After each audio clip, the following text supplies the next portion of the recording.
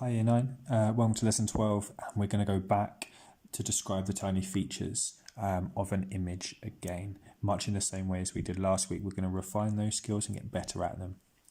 So today we're going to nostalgically describe the tiny features of a classroom, the classroom in the village, and we're going to use Mrs. Tilcher's class as inspiration. And we're going to try and get that kind of feeling of safety and security that the speaker has in here, this idea of a happy yet sad memory. So remember that we are working towards making one long piece of writing using the formula which is start. So the first part of start is the sky. Then we're looking at the tiny details. We've got a few other bits to get onto, but each of these words represents a different focus of a different paragraph. And we're doing extremely well just with these two at the moment. Today we're going to try and include our versatile vocabulary. We're going to get volatile and constant in and slip in benevolent and malevolent along the way. So we will have had a chat about the image that we're looking at today of the classroom. And what I've written here is just an example paragraph about the sky. And it follows the exact same formula that we have before, and I just want to show you how useful this formula is and how versatile it is. You can just use it with anything, it's great. Radiant, warm and radiant. Light trickled and then flooded through the window. The sky was a river of clear blue that had burst its banks. So just quickly note down, what is the metaphor, the extended metaphor that I've used here? Just write your answer down in your books. Its waves cascaded inwards, wrapping and curling warmth around each table leg, chair and child. It sparkled and glittered. Finally, corn yellow light snaked lazily to a slow and gentle stop, drowning the room in a puddle of deep, oozing summer sun. So that's the first paragraph we're going to imagine that we've all written, and then we're going to zoom in on something else next. So the first part of it is the I do section. So I'm going to write this bit, and then after I've done my example, you're going to do yours. So I'm going to imagine to myself, right, what am I going to zoom in on? I'm going to zoom on the shelves, I think. And why the shelves? It's because to me they're like little mini worlds. They've got loads of different things on them, loads of different toys and activities that the children can play with. And that gives me a little bit of freedom with my writing. So I'm thinking, what can I see? What might I want to describe? Well, I've got that fern or that little plant at the back that I could play with. And then in my mind, for some reason, that just makes me think of jungles or forests and exploring, just like in Mrs. Tilcher's class. Just off the top of my head, I'm thinking, okay, what places have jungles? I'm like, you've got Brazil, maybe places like Sri Lanka. So I might want to add those into my description as well. Then I've got all of these little models and boxes, and they just look like houses to me. People's houses or terraced houses, almost like Oldham itself, I guess. Or parts of Oldham. Then I wonder, like, is this classroom and these adventures, are they benevolent? Or are they malevolent? What could I create?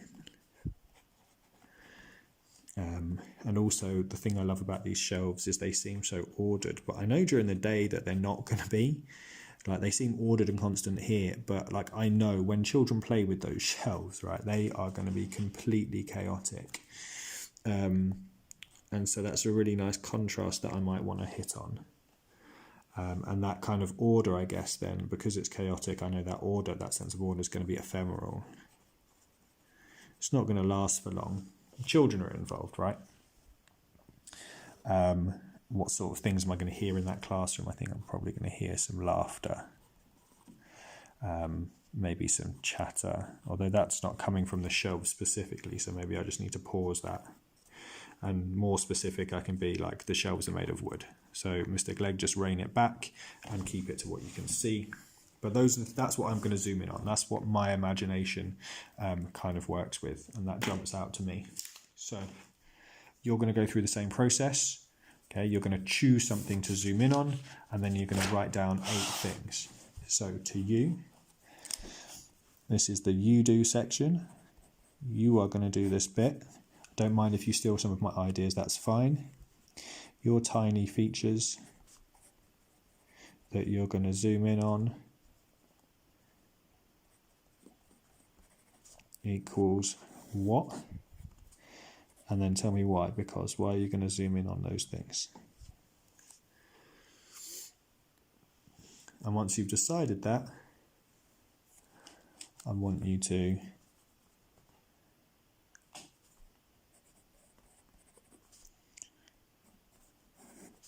think of some vocabulary. And I want at least 8 pieces of vocabulary. Things that you can look at.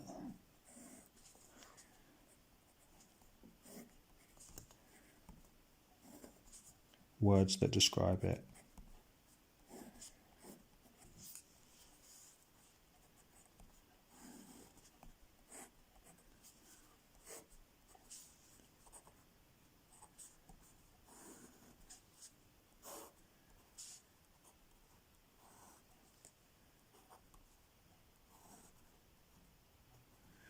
Okay, so give yourself a minute or 2 to do that.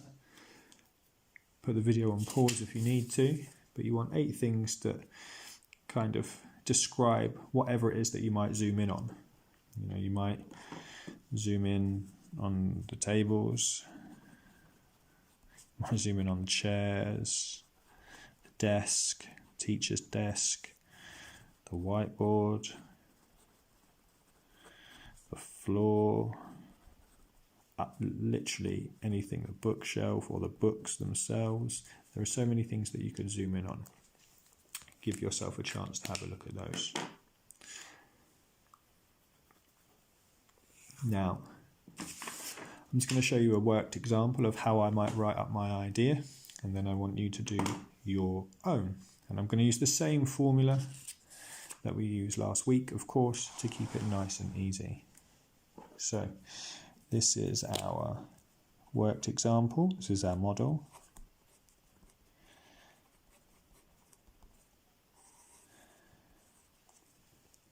So, I'll always start with on the, because that's how we started, and that's our formula. So, on the shelves sat miniature worlds, each of them ordered into rows.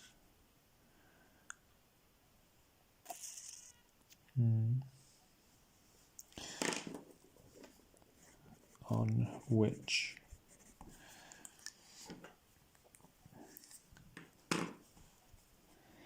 so on the shelves sat miniature worlds, each of them ordered into rows on which imaginary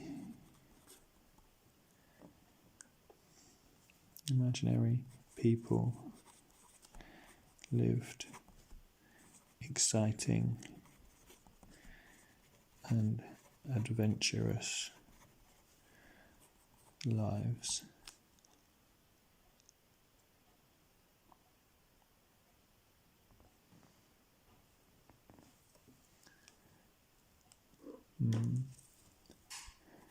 Tropical, I'm thinking of that fern now, those trees that I can see almost in that pot, so I'm thinking tropical ferns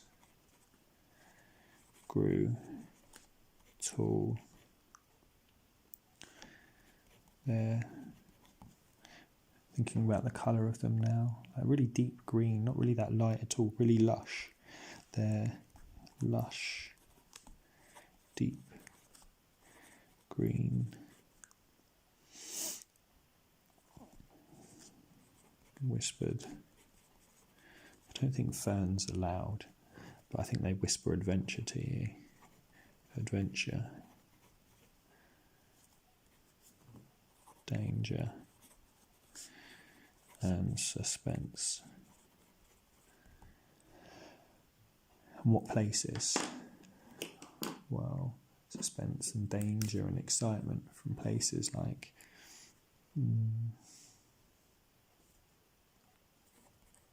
Sri Lanka,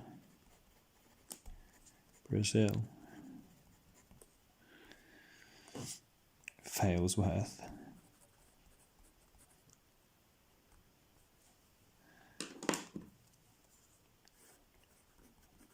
on the other side. What's on the other side? Like pots of rulers and like maths blocks or something? Hell, why not? On the other side, maths blocks.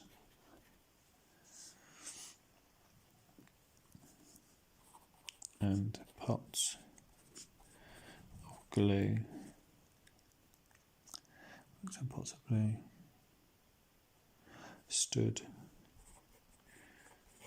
I'm using as much vocabulary as I can. Benevolently. Stood benevolently. Like, this is one of my ideas from my plan, so I'm going to keep this in blue. Actually, I've got a few ideas from my plan. If we look back, the shells, that's from my plan. Miniature worlds, that's from my plan. Ordered rows, that's from my plan. Adventure. Notice that's spelled incorrectly. Adventurous. Get it right, Clegg. Okay, this idea of ferns. All of this is from my plan. This is why it's so important to plan, actually, when you look back at it. All of it's from there. Okay. Anyway, on the other side, maths blocks and pots of glue stood benevolently like the terraces of an Oldham street. Like the terraces of an Oldham street.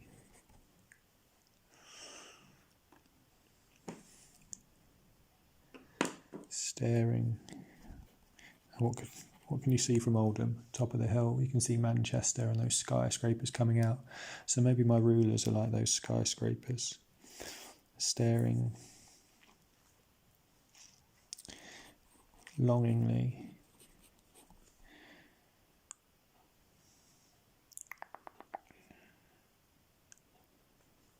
Do I want to write that?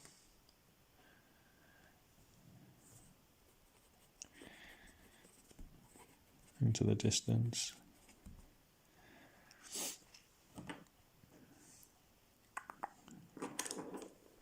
Now and then. Now and then. I guess this is where I want to put my change in. This is very, very calm at the moment, very tranquil. And those pupils are going to arrive at some point. Now and again. Now and then, rather. The stillness, the still calm would be destroyed.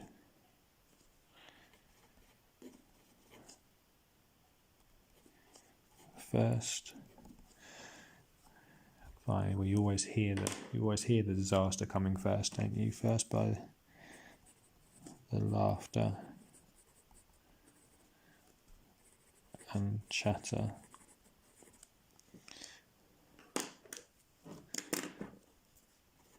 and then by the chaotic, versatile vocabulary, hello, then by the chaotic and volatile power of, they're kids, right? So I'm going to be specific, 7-year-old. I'm going to bring them a nice Star Wars reference. They're like Death Stars, they destroy everything. 7-year-old death stars.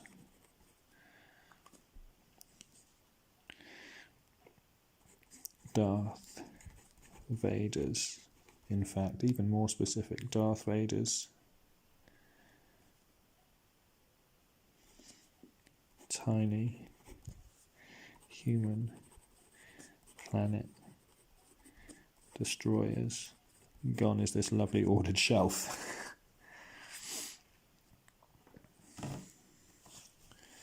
Order. Good. So order then becomes... Oh, hang on, these are all again. Order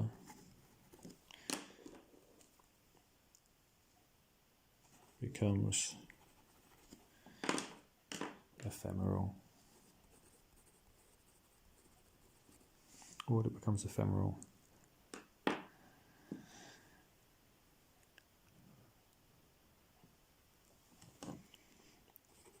As they scatter about. No, as, don't like that, as scattered about.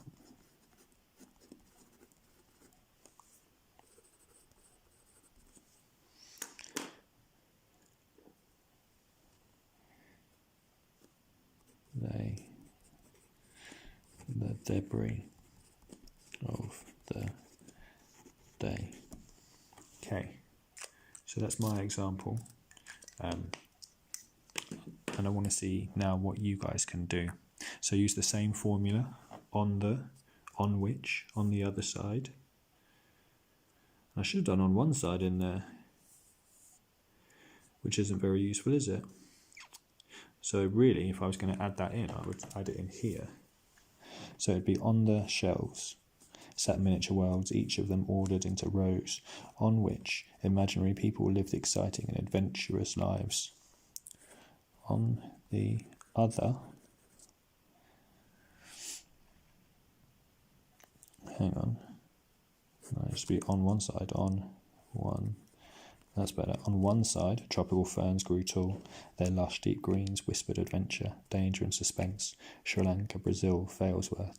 On the other side, maths blocks and pots of glue stood benevolently, like the terraces of an old Oldham street, staring longingly into the distance. That works better. We're happier with that now. So if it doesn't work first time, the great lesson is go back, check you've got all of the sentence structures in like I just did, and correct it, make it better. Now, follow your teacher's instruction, move on to the next activity.